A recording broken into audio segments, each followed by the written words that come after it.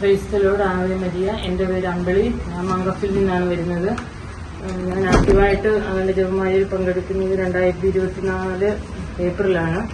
ഞാൻ മിനിസ്ട്രിയിൽ ഒരു ജോലിക്ക് അപ്ലൈ ചെയ്തായിരുന്നു. അപ്പോൾ എന്നെ അവർ വിളിച്ചു. മെയ് മാസമൊക്കെ ആയിരുന്നു വിളിച്ചു. അവർ പറഞ്ഞു സർട്ടിഫിക്കറ്റ് ഡോക്യുമെന്റേഷൻ വെരിഫിക്കേഷൻ കഴിഞ്ഞിട്ട് പറഞ്ഞു ഞാൻ പഴയ വർക്ക് ചെയ്ത കമ്പനിയിൽ നിന്ന് ലൈസൻസ് ട്രാൻസ്ഫർ ചെയ്യാനുള്ള NOC കൊണ്ട് വരാൻ പറഞ്ഞു. അപ്പം ഞാൻ കമ്പനിയിൽ ചെന്നപ്പോൾ അവർ പറഞ്ഞു വിത്തിൻ 2 വീക്സ് കൊണ്ടുവരണമെന്ന് അവർ പറഞ്ഞു. അപ്പം കമ്പനിയിൽ ചെന്നപ്പോൾ അവർ പറഞ്ഞു NOC തരാൻ പറ്റത്തില്ല എന്ന് പറഞ്ഞു. പിന്നെ ഞങ്ങൾ കുറെ പ്രാവശ്യം നടന്ന് ചോദിച്ചുകൊണ്ടിരുന്നു. അപ്പോൾ അവർ തരത്തില്ലെന്നാണ് പറഞ്ഞുകൊണ്ടിരുന്നത്. അതിന് പിന്നെ ഒരു ജൂലൈ ആയപ്പം പിന്നെ എന്നെ മിനിസ്ട്രിയിൽ നിന്ന് വിളിച്ചു. സർട്ടിഫിക്കറ്റ് ഒക്കെ നോക്കി അവർ പിന്നെയും പറഞ്ഞു വിത്തിൻ 2 വീക്സ് കൊണ്ട് NOC കൊണ്ട് വരാൻ പറഞ്ഞു.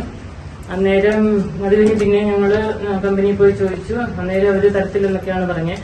പിന്നെ കുറെ പ്രാവശ്യം കയറി ഇറങ്ങി നടന്നു. അത് കഴിഞ്ഞ് അവർ NOC തന്നു. വിത്തിൻ 10 ഡേയ്സ് കൊണ്ട് NOC എനിക്ക് കിട്ടി. അപ്പൊ ഞാൻ NOC കൊണ്ട് മിനിസ്റ്റർ ചെന്നപ്പോൾ അവർ പറഞ്ഞിപ്പം തൽക്കാലം ഹോൾഡ് ചെയ്ത് വെച്ചിരിക്കുകയാണ്. ലോക്കൽ റിക്രൂട്ട്മെന്റ് ഹോൾഡ് ചെയ്തു. ഞങ്ങൾ വിളിക്കാൻ വെയിറ്റ് ചെയ്യുക, ഒരാഴ്ച വെയിറ്റ് ചെയ്യാൻ പറഞ്ഞു. അത് കഴിഞ്ഞ് ഒരാഴ്ചയായിട്ട് അവർ വിളിച്ചൊന്നുമില്ല. പിന്നെ ഞാൻ ചെന്നു. അന്നേരം അവർ പറഞ്ഞു ഇപ്പം ലോക്കൽ റിക്രൂട്ട്മെന്റ് കംപ്ലീറ്റ്ലി സ്റ്റോപ്പ് ചെയ്തെന്ന്. ഇപ്പൊ NOC എനിക്ക് കിട്ടി. എന്നാലും അവർ പറഞ്ഞു ഇപ്പൊ എടുക്കാൻ പറ്റത്തില്ല, സ്റ്റോപ്പ് ചെയ്ത് വെച്ചിരിക്കുകയാണെന്ന് പറഞ്ഞു. അപ്പൊ ഞാൻ അതിനു മുമ്പേ ബാബു ബ്രദറിനോട് പ്രയർ റിക്വസ്റ്റ് ഒക്കെ അപേക്ഷിച്ചിരുന്നു. അവരുടെ ജപമാലയിൽ പറ്റുന്ന സമയങ്ങളൊക്കെ പങ്കെടുക്കാറുണ്ടായിരുന്നു. മാസത്തിൽ ഒരു പ്രാവശ്യമൊക്കെ പങ്കെടുക്കാറുണ്ടായിരുന്നു. ബാബു ബ്രദർ പറഞ്ഞു കൊന്തയിൽ പ്രാർത്ഥിക്കേണ്ട രീതിയൊക്കെ എനിക്ക് പറഞ്ഞു തന്നു. ഓൺലൈൻ ഉടമ്പടി എടുക്കാൻ പറഞ്ഞു. ഞാൻ ഓൺലൈൻ ഉടമ്പടിയൊക്കെ എടുത്തു.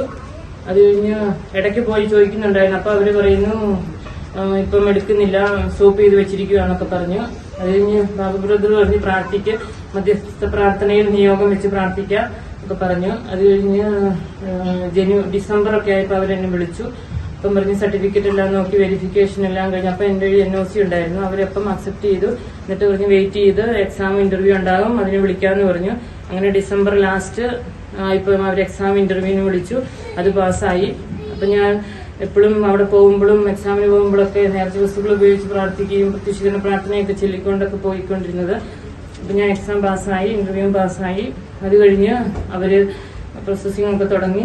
എല്ലാം നല്ല രീതിയിൽ നടന്ന് തടസ്സങ്ങളെല്ലാം മാറി പെട്ടെന്ന് തന്നെ പ്രോസസ്സിംഗ് എല്ലാം കംപ്ലീറ്റ് ആയി. ഞാൻ ഈ ഏപ്രിൽ മാസം മിനിസ്ട്രിയിൽ ജോലി ചെയ്തു. ഈ അനുഗ്രഹം തന്ന അമ്മ മാതാവിനും തിരുക്കുമാരനും ഒരായിരം നന്ദി. അതുപോലെ എനിക്ക് വേണ്ടി പ്രാർത്ഥിച്ച ബാബു ബ്രദറിനും മധ്യസ്ഥ പ്രാർത്ഥനാ കൂട്ടായ്മ എല്ലാവർക്കും നന്ദി. അതുപോലെ ഒത്തിരി അനുഗ്രഹങ്ങൾ എപ്പോഴും മാതാവിന്റെ മധ്യസ്ഥ അപേക്ഷിച്ച് എല്ലാ കാര്യങ്ങളും സാധിക്കാറുണ്ട്. ഇച്ചിരി നേരം വെയിറ്റ് ചെയ്താലും നമുക്ക് സമയത്തെല്ലാം ക്രമീകരിച്ച് തരാറുണ്ട് പരിശുദ്ധ അമ്മ. അതുപോലെ എന്റെ ഹസ്ബൻഡിന്റെ വിസ അടിക്കുന്നതിനും ഡ്രൈവിംഗ് ലൈസൻസിനും ഒക്കെ കുറച്ച് തടസ്സങ്ങളുണ്ടായിരുന്നു. അതൊക്കെ ഞാൻ മധ്യസ്ഥ പ്രാർത്ഥനയിൽ നിയോഗം വെച്ച് പ്രാർത്ഥിച്ചതിന്റെ ഫലമായി അതെല്ലാം നന്നായി നടന്നു. എല്ലാം ഓക്കെ ആയി തീർന്നു.